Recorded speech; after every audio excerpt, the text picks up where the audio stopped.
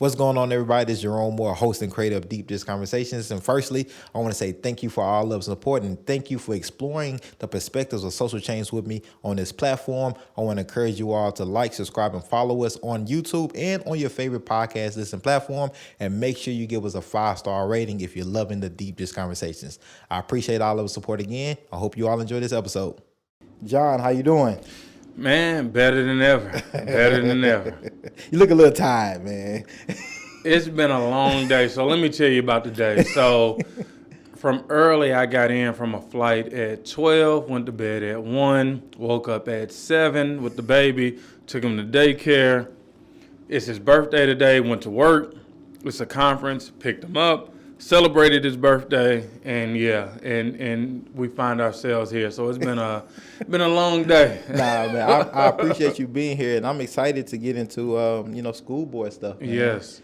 You are the school board member for District 4, the incumbent. Yes. You got elections coming up in May and August. Yeah, May and August. So, man, before we get into the meat and vegetables, man, tell a little people about yourself. Natural native. Yeah. Maybe some things that we can't Google about you. Tell us a deep, dark secrets. So I am a natural native, born and raised here, family born and raised here. And I went to public schools. I went to, if anybody know the East Side, I went to Dalewood, Inglewood, Lytton, and Stratford. I left Stratford prematurely. I was kicked out. I was expelled. And I ended up going to the Institute of Learning Research. Somehow, by God, I found my way at TSU on a college trip. I saw people who looked like me, who were listening to the same music, who dressed like me in college. And that was the first time I realized that someone like me could go to college. Went to TSU. My senior year, I did an internship in the governor's office with Governor Bredesen. And from there, when they let you in the door, they let you in the door. When they put me in the door with politics, when they put me in the door with advocacy, like advocating for my community, the rest is history. Man, what was going on in your neighborhood or community in East Nashville that initially didn't say I could go to college? I mean, So I'm first generation. That's kind of crazy because my mom was brilliant. But my mom's journey, she lost her mom at 12. She went through the system. She had my brother when she was 16. So 12 to 16. And she lived a hard life. She met my father, changed her life around. And they moved us to a good neighborhood. Our neighborhood was right across from Opryland. And then when they tore Opryland down, it was Opry Mills. But I think for us, with my mom working 12-hour shifts at the post office, she went to get her real estate license, which was amazing, but that took more and more time in the weekend. Right. I really just found myself being raised by the streets. And so although we had a very good house, I just identified with people who were not in my community, and I just became a product of my environment. Right. That expulsion, man. What happened? Why did you get expelled?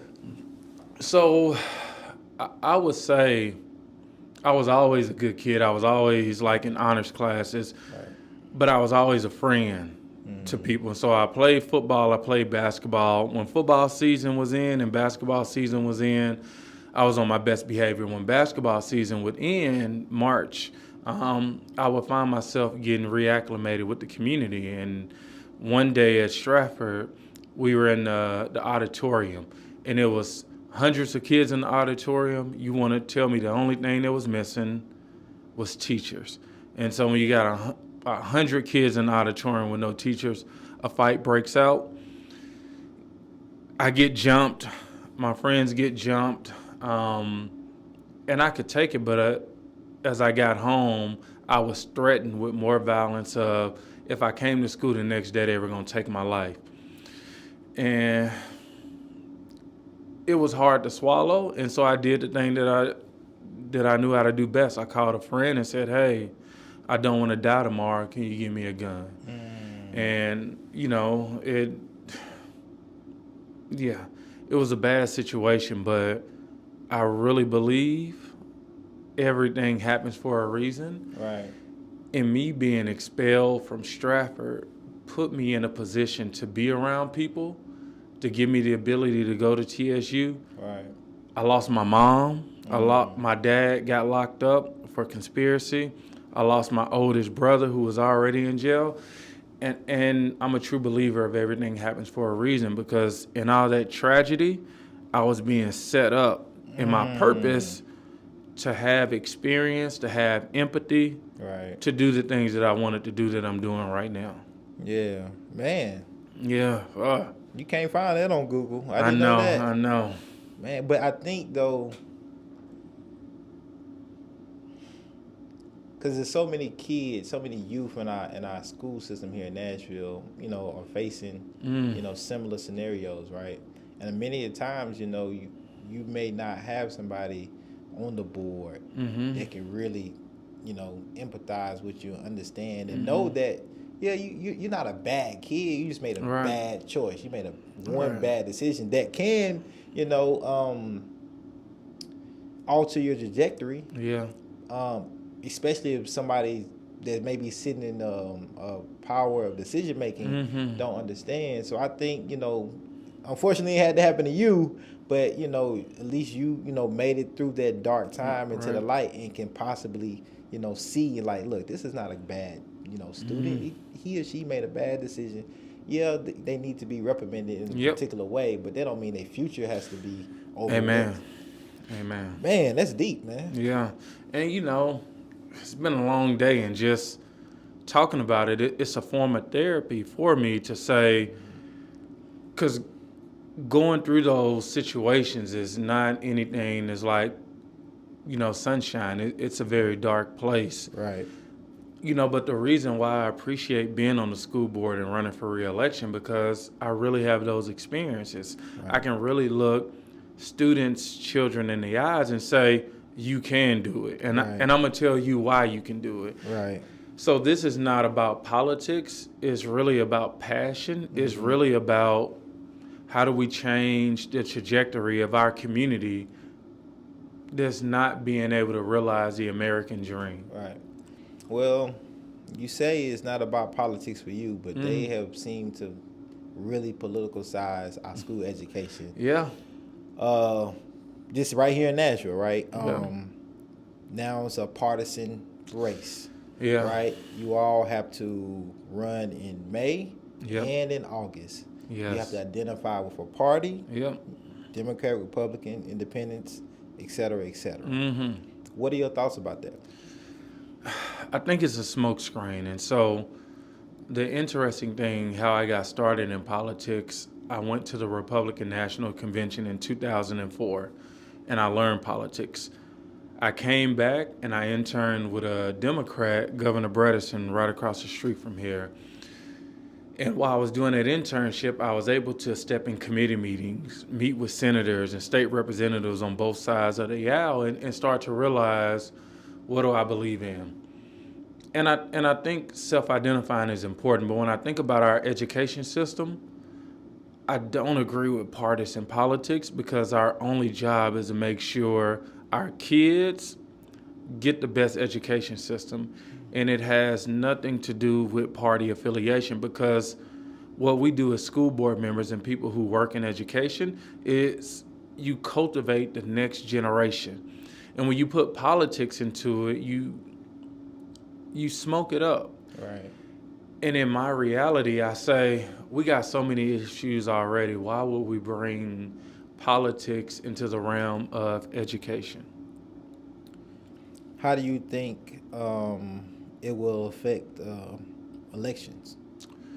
I mean, for some seats it will, for some seats it won't. Some school board members are either a solid D or a solid R. My district is purple. It's majority Democrat, but Republicans, when I say majority, maybe it's 55-45. But when you think about the independents lean Republican. And so, this is what I believe in. It's not politics. We're not talking about Bloods and Crips or Democrats and Republicans. Right. We're talking about kids. Right. And just when they made it partisan, I said, I just got to stick with the same message. Right. What's hurting our kids, where are our kids thriving, and let's focus on what's going positive, and then let's focus on like what's sending us backwards, Right. and leave the politics out of it. And so, speaking of our kids in our, public school system, what do our youth need? I've heard a lot of things around SROs, right?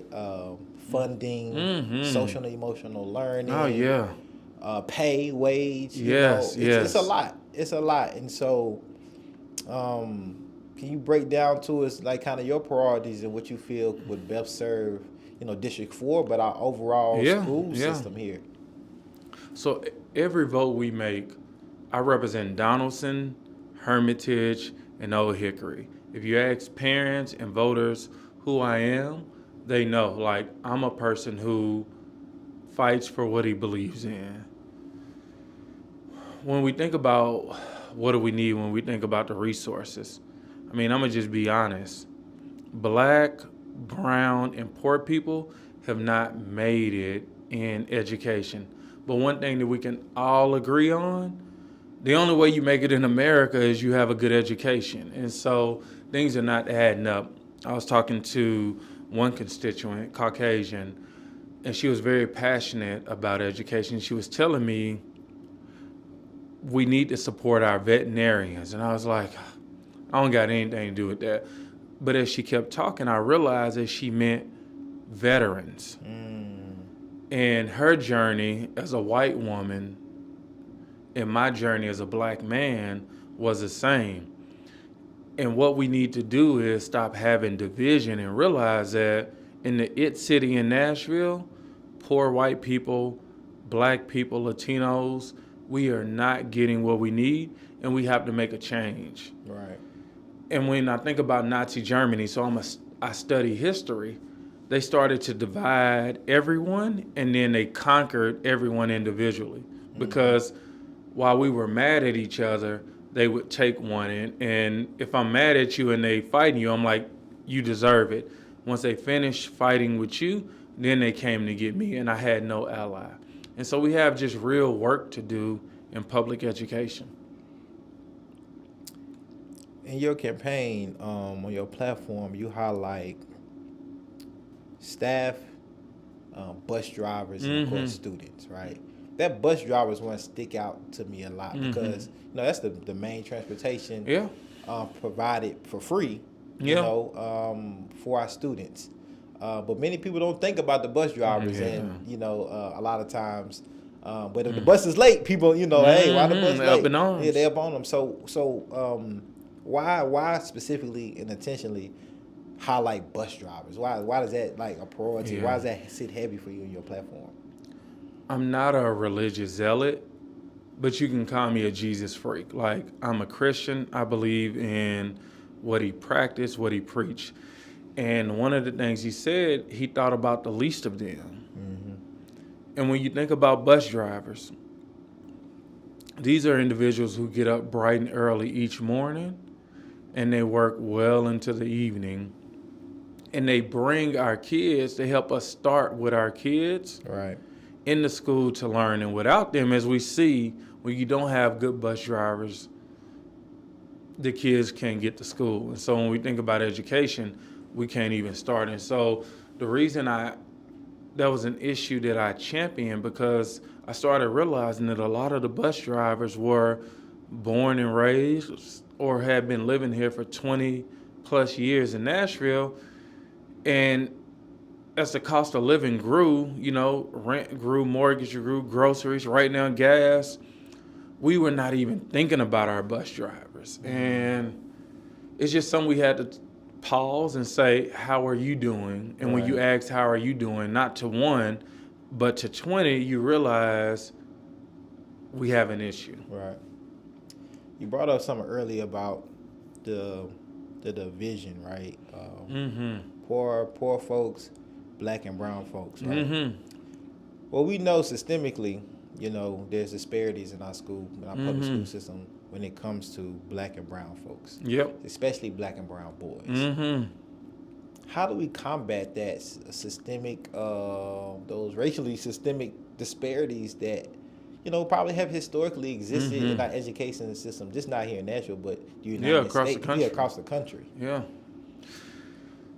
So my message has always been Black, brown, and poor people. In my professional career, I worked in Mississippi. I worked in Boonville, Mississippi, Ocean Springs, and I realized poor white people have it just as bad as Black and brown because it's a class issue. When I think about specifically Nashville, I just realized that year in and year out, we do the same thing, and our people are drowning. Our people are drowning, and they're asking for the life raft, and we never, ever give it to them. And I just want to do something different. I'm running for school board to say, I was always a rubber rouser, always challenging the system. But at this point, I want to understand the system. I want to understand what are we doing wrong and what can we do better. And that's why I decided to run. Someone who is a politico, who managed races, who helped school board candidates win, I said I want to understand it too, because we have a serious problem in our communities, and I want to figure out, let's just don't complain about it, but how do we make it better? Right. So let's power is a big thing, right? And there may be some people who don't understand the power that you hold in your colleagues hold as school board members. Can you break that down and give us an insight of the power that you have as a school board member to best serve Nashville in the educational system? So even though we get paid pennies, my wife asked me, "Do you really want to do this again?" And my easiest response was, hell yeah. It's hell yeah, because our city's budget is $2.7 billion. Our school's budget for Metro Nashville public schools, I ask people this, what's our budget? They say 10 million, 100 million, maybe 200 million. But our school's budget is $1.3 billion a year. And some people look at me and they say, that's not enough. That's not enough to educate our kids. It's not enough to do the things we need to do. And my response is, how much is enough so we can raise it? Because in our communities, in Black, brown, and poor communities, they are not getting the education, but I study, and I study systems, and I know if you don't have a good education in this city, in this country, you don't make it. And, it's just a question, like, What do we do? Right. And so how do you use your power as school board member to get those things done? Because some people might not, some people might show up to the meeting, okay, you vote sometimes here and there, but I think it's a little more deeper than that. Yeah. So every vote I take represents all 86,000 kids in Metro Nashville public schools, all the parents from Donaldson, Hermitage, Old Hickory, to Bordeaux, to Bellevue, to Madison. But what I try to do differently when I was running for school board, I said, if you elect me, I'm not taking my brain to the table. I'm not saying whatever I think is the best because you elected me. What I want to do, if you give me the honor to elect me, I want to make sure that I'm listening to the people. And we have 9 districts in Metro Nashville Public Schools. And I want to be that voice for Donaldson, Hermitage, and Old Hickory. And so my district is 80% Caucasian. And so what I have to do, because if you are elected by the people, that means you got to represent the people. Right. And so I spend countless hours listening to the people in my district to give me the information. And there's some things that I totally agree with, and there's some things I disagree with. But at the end of the day, it's not countywide, it's district level. And to give people true representation, I have to listen to the mothers, the fathers, and the voters in my district. Well, that's a interesting like paradigm you have to balance, right? Because you're a black man, Yeah. right? And you understand like there's a significant difference in education when it comes to like a black boy and a white boy, a black girl and a white girl. Facts. So how do you balance that? I'm listening to my constituents and hearing them out, but also recognizing like, hey, I get it that 80% of y'all, you know, feel like this is going to best benefit your child, but how can we best benefit equitably every child, right? How do you do that? How do you communicate that to your constituents? So some people think a small number of people who reach out are the loudest in the room, and that's the majority. What I've realized in Donaldson, Hermitage, and Old Hickory, that 90% of the time that I agree with what my district is bringing me. I agree with safety. I agree with making sure our kids can read on grade level. I agree with not criminalizing the teachers that teach our kids. And I may get emails and I may get messages, but it's a small majority of people who don't want to see the greater good happen. And so when I say I'm listening to my district, I'm very intentional and I reach out to the masses. Right. I don't wait for them just to reach out to me. I'm proactive. And when I'm proactive, I realize that, okay, like this is the general view and not just the people who reached out to me because they know me and have the means. Right. This is an interesting question I like to always ask our black brothers and sisters because we hard on each other. Has your blackness ever been questioned since being on the school board because of a vote you did vote for or something you didn't vote for?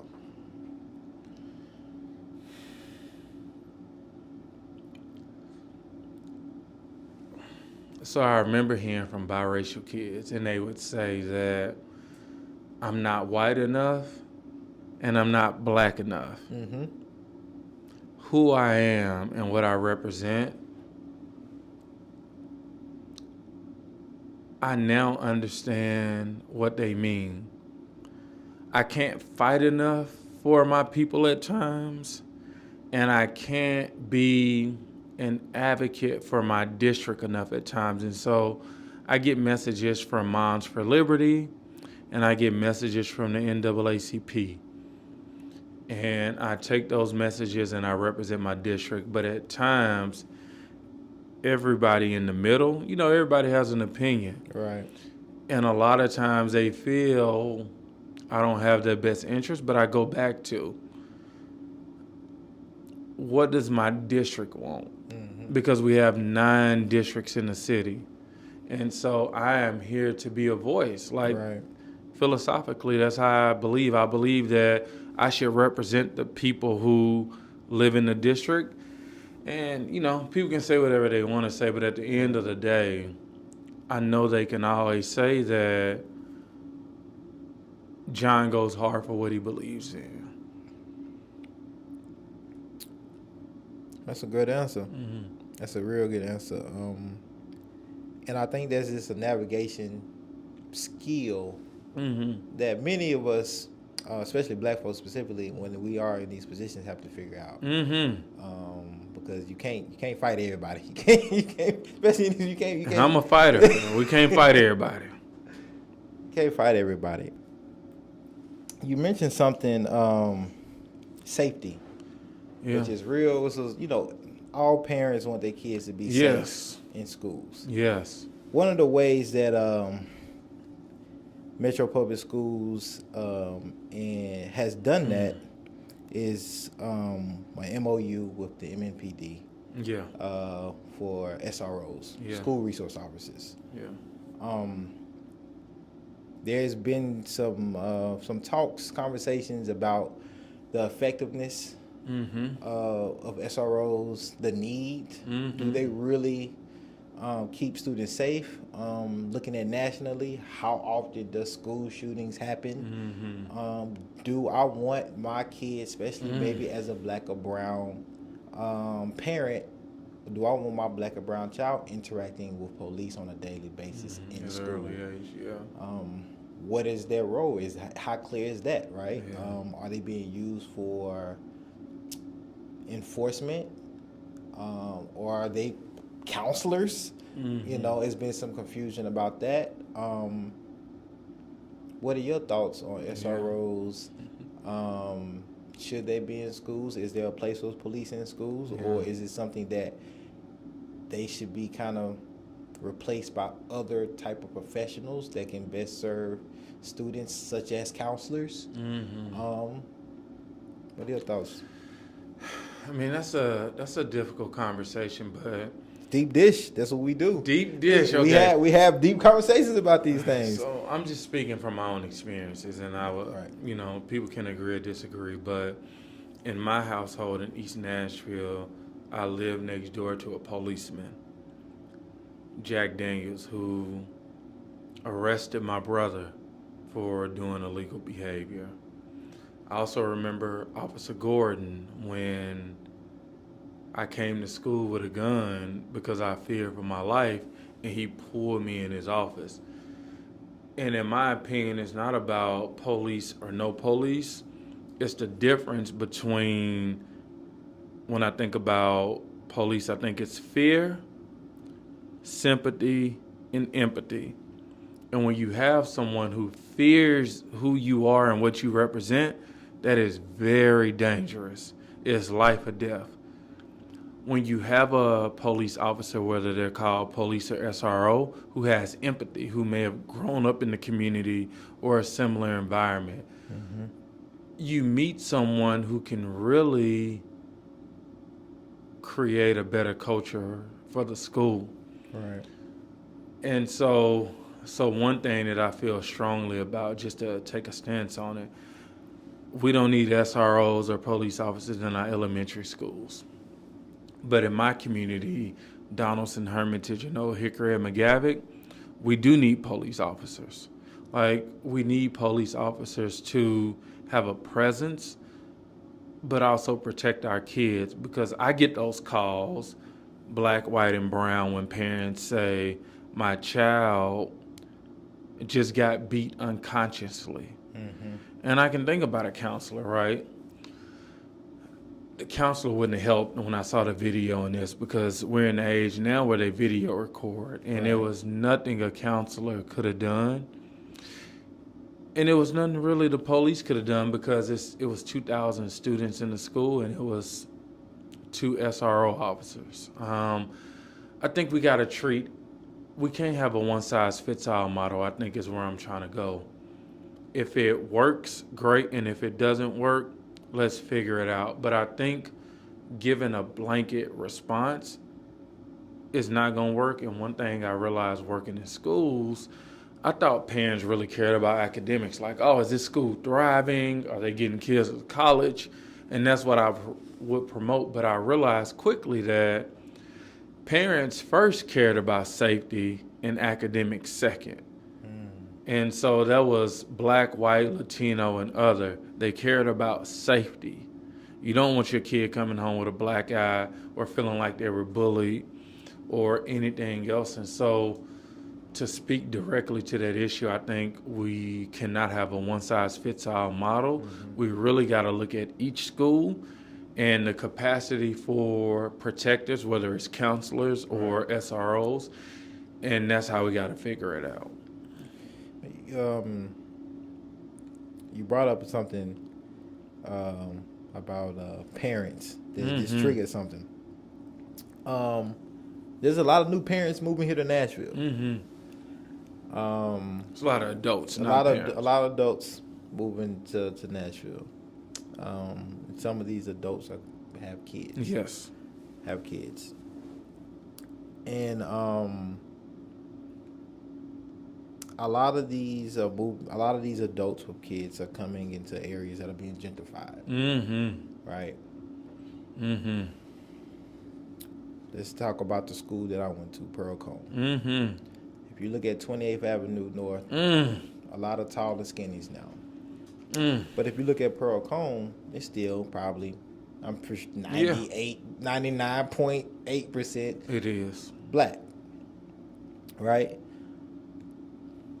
Do you see danger in or reason to pause when we have this influx of new people coming, but not sending their kids to public schools?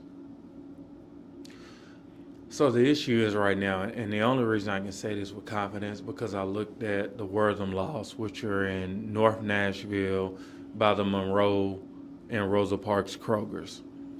When they first moved in 2008, 2009, they didn't have children in the system. They were jogging, creating bike lanes. You really realize their presence. 2022, they do have kids. And they are making decisions on, as we go back and we talk about safety.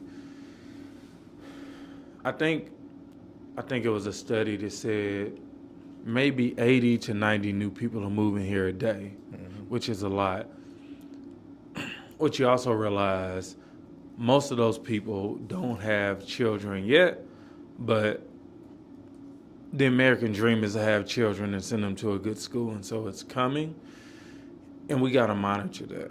Right. And so when I think about Pearl Cone, I think about 28th Avenue, it hurts to see what the community is turning into, and I think the larger issue is not just black people, but like I see white people getting priced out. When you think about Jolton, when you think about Madison, when you think about Goodlettsville, it's not a race issue. It's are you rich? Are you poor? Right. Do you live in a trailer park or do you live in a 2,700 square foot house? Right. And my part of working in Donaldson, Hermitage, Hickory, I realized that, it's turned into classism.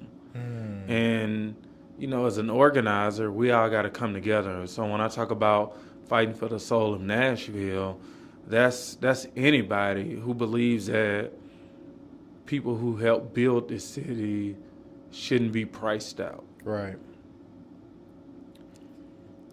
So what would you say to, it can even be a native. Right? Because I think, especially people my age, I would say, I'm 31. I'm with grew up here. I'm having kids, and my peers, right, having kids. Or I've already had kids, right? Millennials, let's just say that. I know what school I went to. I might say, this. If I had fun, and as a child, I think as a child, so it was a great experience for me, right? You get older, you learn more about, you see some other things, some other systems, some other educational kind of methods and backgrounds. You say, maybe that didn't prepare me, as best as it could because a lot of other factors, right? And so I might say, man, I'm not gonna send my kid to public schools here in Nashville because I went through it and I made it out, but I know a lot of folks that didn't and didn't have the support. We didn't have the resources. We didn't have the type of same funding that other schools had, right? That are maybe not public schools or in different area codes with different income levels. What would you say to that person that is kind of discouraged because of what they went through as a kid in public schools here in Nashville to encourage them to invest by sending their child to a public school? Hey, it ain't no way, shape, form, or fashion where I sit in front of parents and ask them to do something that I wouldn't do. Right. Now I'm on the board of education. I see the budget. But as much as I see the budget on our $1.3 billion budget, I see the results. And it may not be enough money. $1.3 billion a year may not be enough money. But I would be damned if I tell a parent to take up your bootstraps and help make this academically poor school better. Our kids, man, my kid just turned 1 today. It'll be no way in hell that I would send my kid to a failing school to prove a point. We ain't living in that. We ain't living in that at all. And there's some people who will say that. But anybody with power in this city, in this country, has not kept their kid in a low-performing school. My fight, because I know that, and I know that to be true, my fight is we deal directly with low-performing schools to figure out why, and we build them up for the new generation. But it's no way in hell I can tell a parent to send their kid. I don't know if people know what a priority school is, but a priority school is a school that operates in the bottom 5% academically, not in Nashville, in the state. It's 2 places in Nashville where the elementary, the middle, and the high school is bottom 5%. And that's the Whites Creek Cluster. and the Maplewood cluster. The elementary school is the bottom 5, the middle school is the bottom 5, and the high school is bottom 5. And I consider that criminal. Nobody ain't about to tell me to put my kid in there to help get it better. That ain't my job. I ain't getting paid for that. Right. At the end of the day, what I started with, I said education is the key. You can get in the door and you can walk through and sit down and sip a latte or green tea. But without a good education, you got to kick, you got to push, you got to pull. And I'm not in the business of setting parents up to be in a struggle. So look, I got some pushback for you on that. What role is it the parent, right? To help that school, to help that cluster improve? Because if I'm a parent and I'm just sending my child there and not actively involved in saying, hey, or going to PTOs or PTAs, PTAs, all and, of that, going to teacher conferences and all this stuff, like do they, in making sure and investing, because I think schools are part of community, and so it's also, I feel, the accountability of the community around those schools to invest and put in. It ain't got to be money all the time. But your time. But time, though, right? In holding leadership accountable. But if you just gonna not say nothing and not go to school board meetings and speak up, we need you. And so what would you say to that? Like, because what would you say? Because I'm really, as a parent that plans on sending my child to school here in Nashville. I don't know what private school life is, but I know what public school life. But I know the numbers too. But I look at. I don't know, John. Break it down for us, John. Break it down. Because a lot of people gonna be like, John just went in. And I'm gonna go in again, and I'm gonna go in on the system, right? Right. When you think about this system, you think about in 1865 we had the Emancipation Proclamation, and from that they created the Freedmen's Bureau. And black people got 40 acres and a mule. It was proven. But in between that time, in the 1900s, Jim Crow segregation came around. And when I talk about what I'm talking about, these are laws and policies. This is the law of the land. They recreated separate but equal. It wasn't until 55 that we passed Brown versus Board of Education, right? It wasn't until the 60s that we didn't have to move to the back of the bus as black people, right? But you know what happened in the 70s? And this is radical, but it's the truth.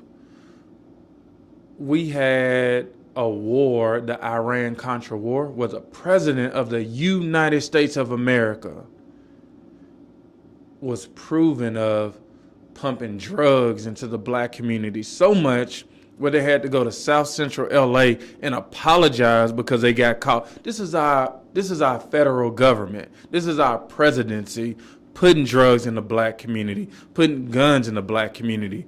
That's proven. And then you had the school to prison pipeline. And as I sit here, 37208 in Nashville is the most police zip code, not in Tennessee, but in the country. That's politics, that's government. So I'm gonna stop there. I'm not gonna keep going forward. So when they say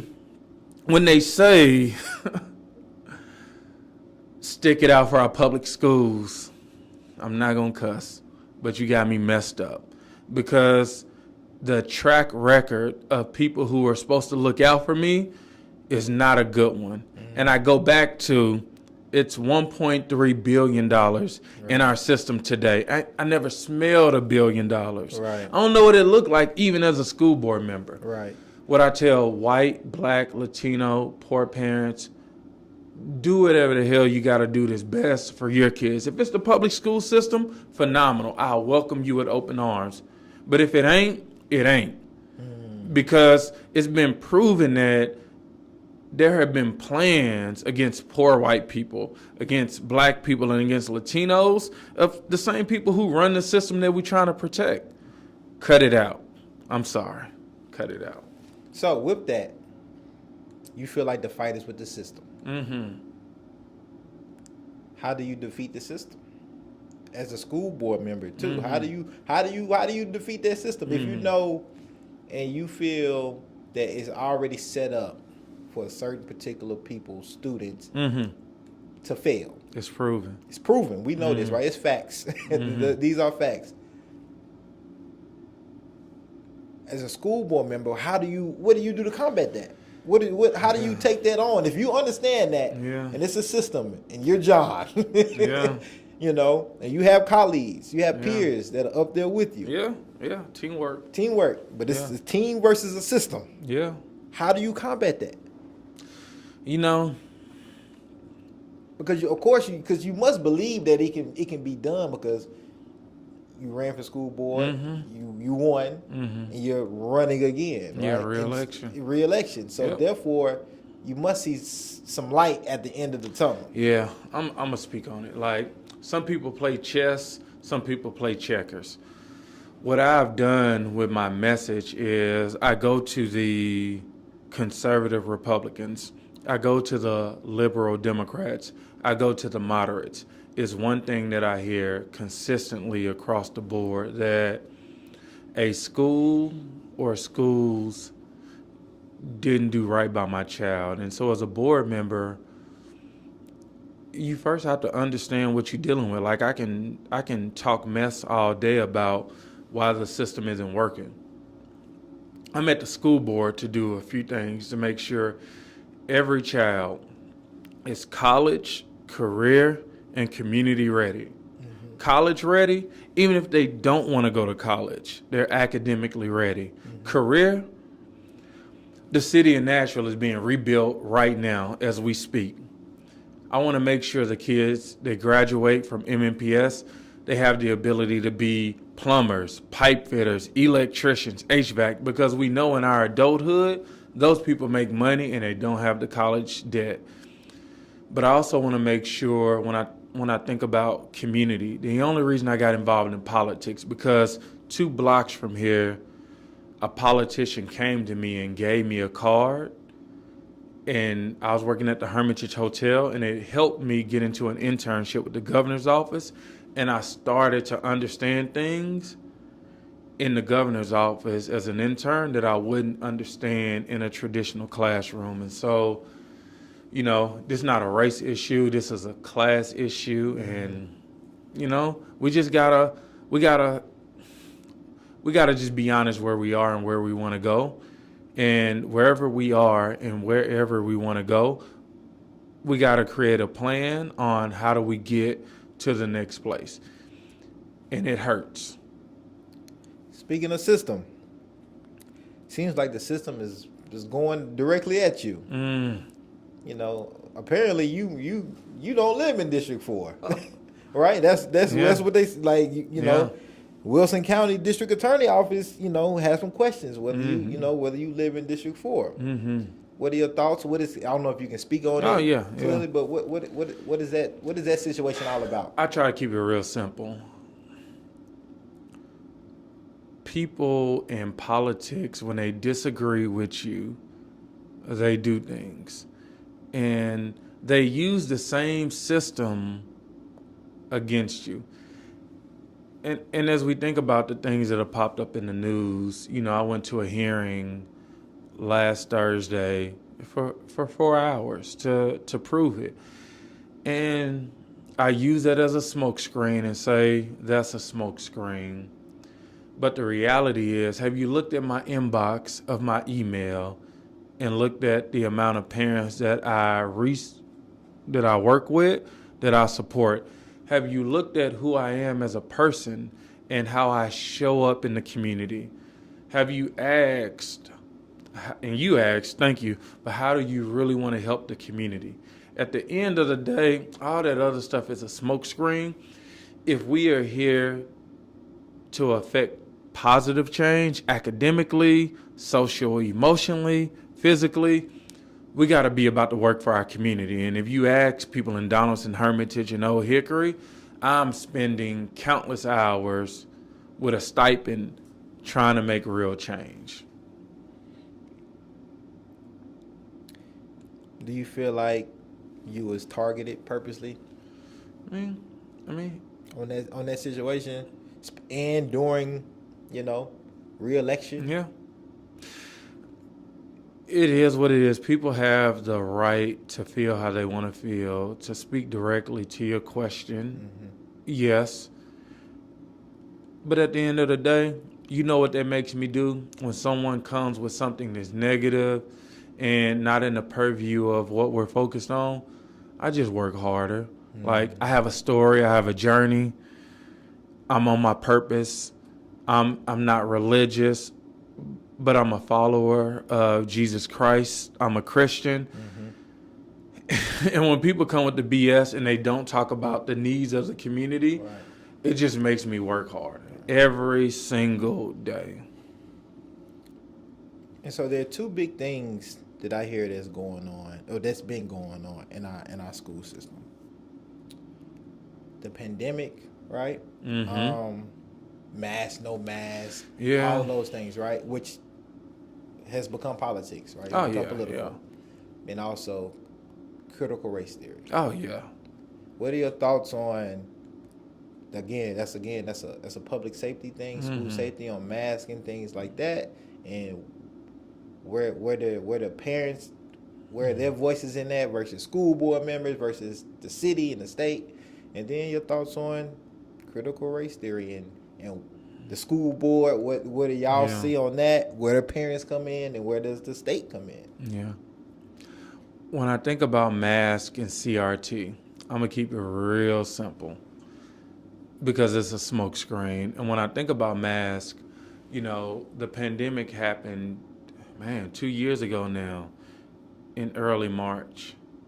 Maybe March 9th is when it first kicked off. And so we're literally 2 years to the date. You have some states like Florida that went early with the unmasking. You have some states like New York and New Jersey that have been very stringent with the policies. Either way, where we are now, as MNPS, our director of schools made a decision to end the mask mandate after we come off of spring break, which is next week is spring break. And so after that week, we'll end the mask mandate.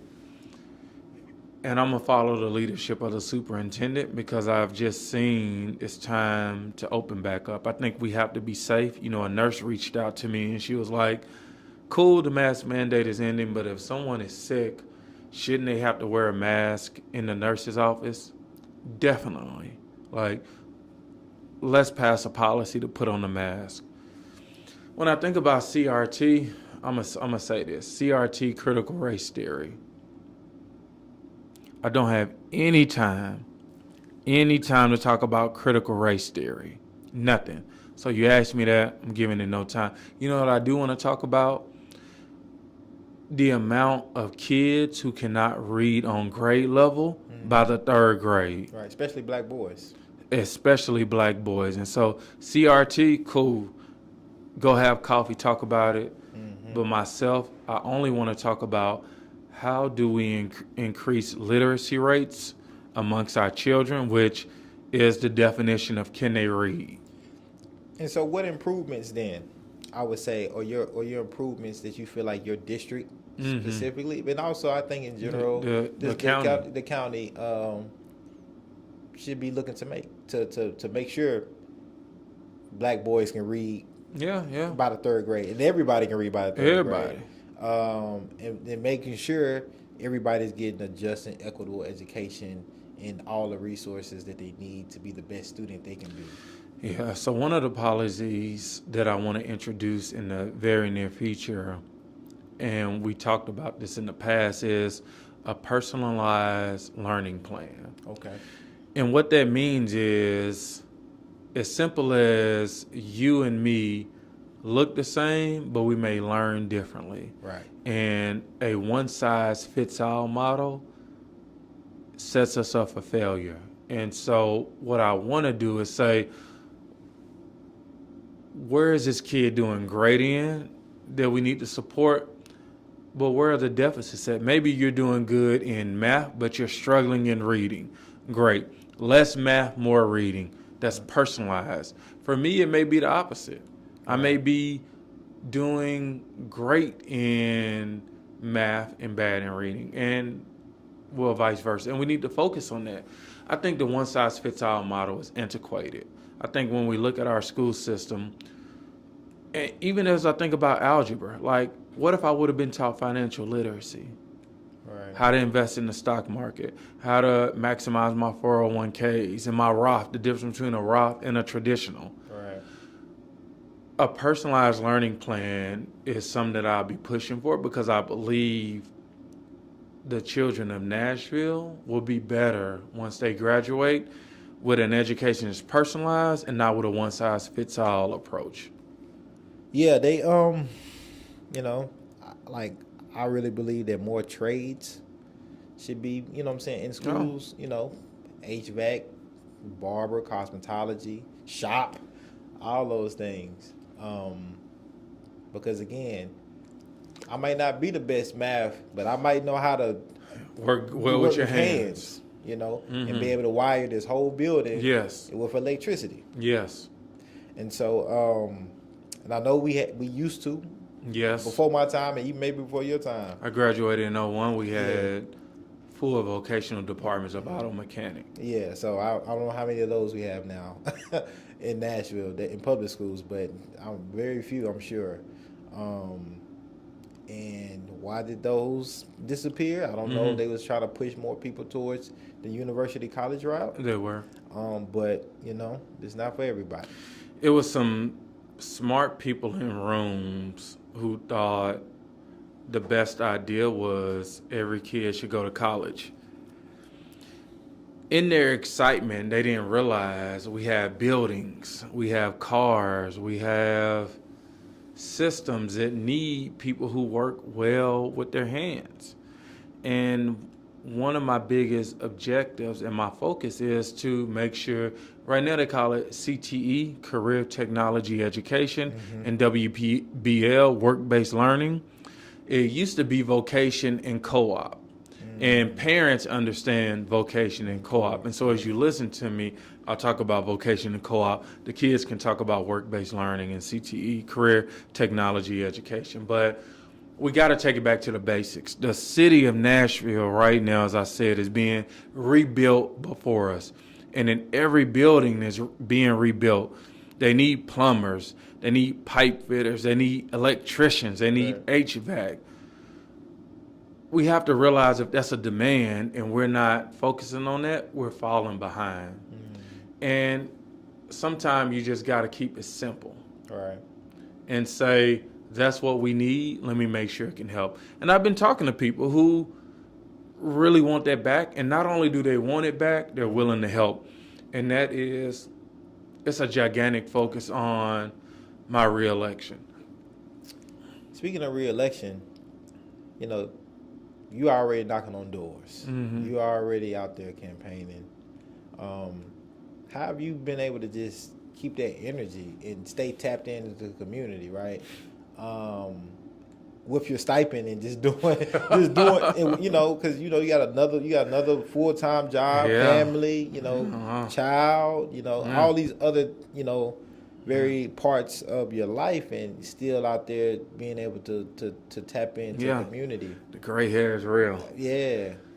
As a Christian, when you look at some of the stories, you look at David and Goliath, and any story that we read or have read, we would always bet that Goliath would beat David. And when I think about what I believe in, what I'm doing full time, 9 to 5, and then 6 to 12, it's the David story. And when you participate in something that you believe in, Right. that you're unapologetic about, that you believe all kids deserve a high quality education. Right. This hard work of working from sun up to sundown and then coming to this podcast, it's part of your purpose. Like, my Right. purpose is education. I was kicked out of school, left for broke, and I believe that I deserve better, than my time was not over. And once I made it to a particular point in my professional career, I just want to go back and help others. It's like you can teach a man, if a man is hungry, you can feed him fish, or you can teach him how to fish. Right. My whole purpose in life is teaching people how to fish. That's my passion. I just got excited. Like, Right. That's what we need to be doing.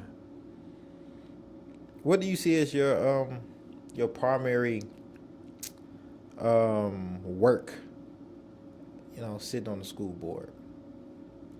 We have 3 responsibilities as a board member.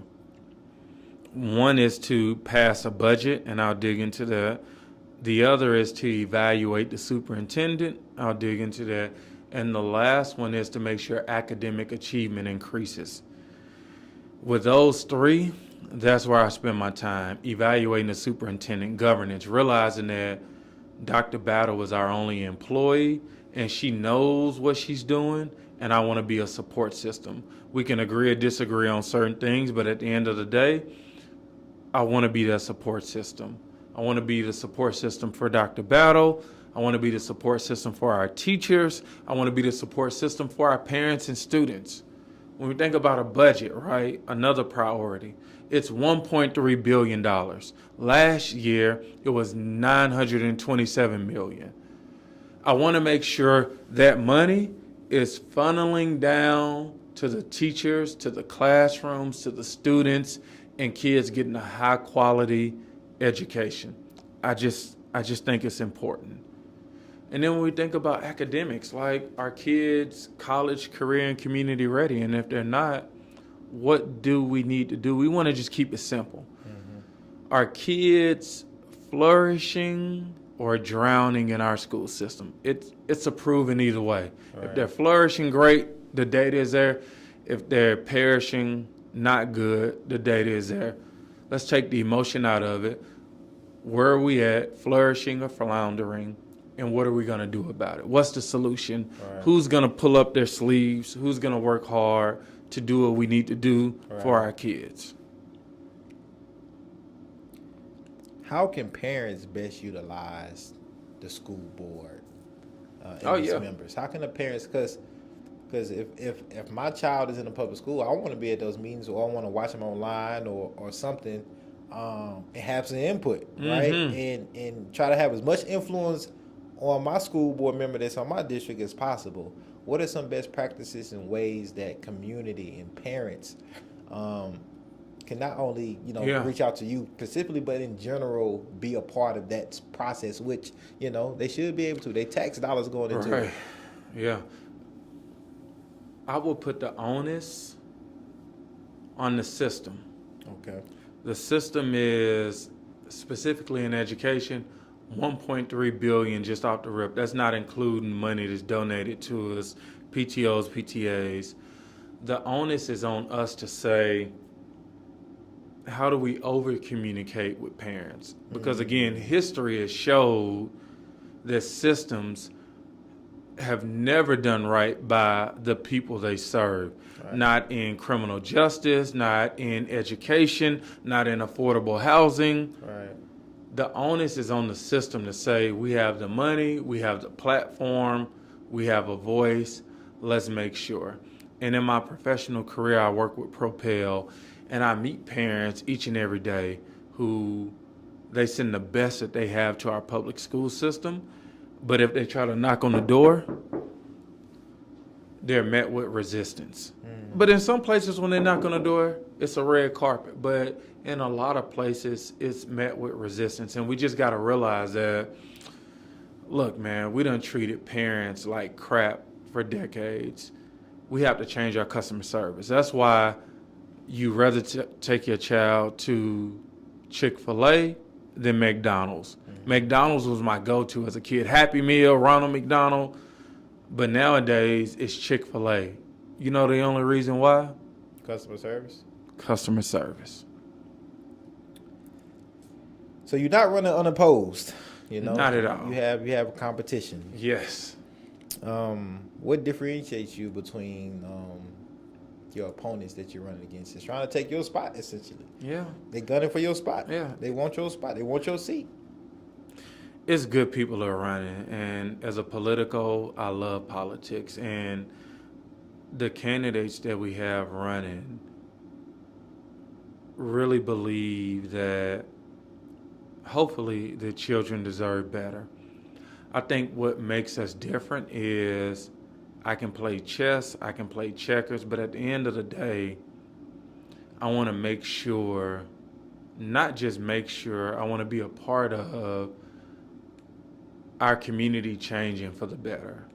And so that's what I spend the majority of my time doing, communicating with parents who don't look like me. My district is 80% Caucasian, and I spend my time listening, digging deep, and partnering on what's different.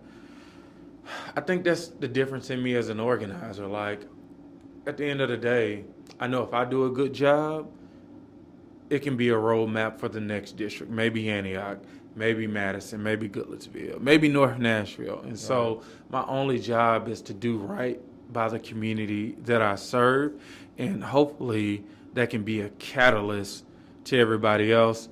And, you know, if other candidates feel that way, I think that's phenomenal, and we all win. Right. But only one person can win. Only one person can win. Campaigning takes money. What are your donations looking like now? You just starting, you know, and who are they coming from? Because people care about that. People care about who's backing what candidate, especially in the school board. So could you talk about that a little bit, about donations and, you know, some of the support you have received? Yeah. I mean, I keep it simple. And to be transparent, I mean, I've been putting a lot of my own money into the campaign, and, you know, I realize that I need to raise money. And so this week is when I started. You know, I'm reaching out to the Parent Advisory Council with Metro Nashville Public Schools. I'm reaching out to people who are doing vocational programs. I'm reaching out to teachers. And so, you know, my money will reflect who wants to see our system do better.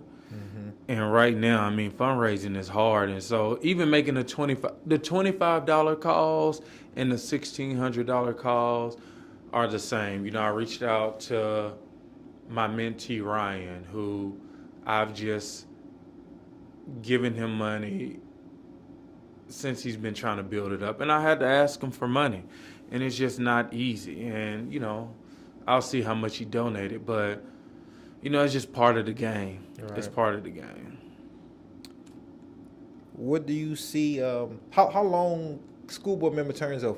4 years. 4 years. 4 years. Some big elections happening just within this year and next year, right? Yeah. We have judicial elections. 8 years. District school attorney. Board 4 years, and then council members in 2023 is another 4 years. So in the next 4 years, out of all the things we didn't talk about about the system, Yeah. about things that need to be improved, accountability, just calling things what they are. In the next 4 years, as possibly again, District 4 council, District 4, I say council, School board, I know what you mean. This is for a school board. How do you plan to continue making education a priority? Yeah. And it keep leveling up, as you Yeah. mentioned, in that seat? I don't know if I'll run for re-election because I never set out to be a career politician. If the community wants it, maybe. But at the end of the day, But this not even re-election after this one. But if elected again, what does 4 more years look like with you in that seat? I mean, it's really simple. What 4 more years looks like in this seat is making sure every child is college, career, and community ready. College ready. Right now, our ACTs, which is a line on how many kids go to college, is dismal, right? It's dismal. When I think about career ready, what I want to see in 4 years, I want to see our academies model, which people are in town right now in March. Today is March 9th. Times go by fast. Right now, March 9th, people from around the country are in Nashville to look at how we do our academy model. If we're bringing people in, we should see definitely a growth and a connection of our students who are graduating, going into fields to help them be productive citizens. Where anything else, education or community-based, I want to make sure our parents, grandparents, and children can afford to live in Nashville. We will not have a school system if the cost of living continues to go up and we can't afford it. We won't open school, we won't have bus drivers, we won't have teachers. We got to focus on the soul of Nashville. The soul of Nashville is education and economic development. E2. And if we don't do that and we continue to punt those issues down the block, we will lose good families, good parents, good workers because they can't afford to live in the IT city. Right. That's what I want to focus on. If people want to donate, support you, reach out to you, how do they do that? Yeah, man, thank you for that question. If you would like to donate to this campaign, go to John Little for School Board, and it's spelled out JohnLittleFor School Board. I'm not going to keep going. It's a marathon. Sheesh. But donate. Look at my Facebook page. Look at the people who are supporting me. Like, I have over 50 teachers who are supporting the campaign. I'm working with bus drivers. I'm working with bus monitors, which are different. They're on a different pay grade. I'm working with parents, grandparents, students. Like, to continue to get my message out, unfortunately, I need resources. And I would ask that you check me out. If you see something around residency, if you Google me, just know, politics are local and people are going to, if I don't support what's in their best interest, which is outside of making sure every child is college, career, and community ready, that people can get nasty. And I just ask that if you're in this, you want to make sure our kids are doing better than what they're doing now. And right now, there's some communities who kids are graduating and can't read. In elementary, out of 100 kids, only 12 are doing math on grade level, only 9 are reading on grade level. And Corona is a pandemic, but education in Black, brown, and poor communities is our pandemic that we're faced with now. John, I appreciate your time, man. Yeah. And gotta bring you back, man. You said some real things that I think people gonna want to go even deeper on. Yeah. No lack of outspokenness here. No, I mean, we no, said deep deep dish. dish. Yeah, no, and I love golly. it. I love it, Yeah, man. I love it. I didn't try to be political. I just try to speak from the heart. No, and that's what people want, though. Yeah. That's what people want, and definitely the viewers and listeners here, like that's what they come here to see. They know they gonna get, the real, the deep, the non-formal. Yeah. People want real answers from real community members that just Yeah. happen to be in positions that Affect change. Yeah. right? Affect change if used properly. Yes. Right. And so I thank you for coming, and good luck on your campaign, and anything Deep Dish can do to further the education system here. We're here to do it. Well, you have a vested interest in seeing our education system better, and so I'll call upon you like I call upon our parents. Like, let's help make this system better. But it's not with handshakes and smiles. Right. No, you got to get dirty. You got to get dirty. Until next time. Until next time.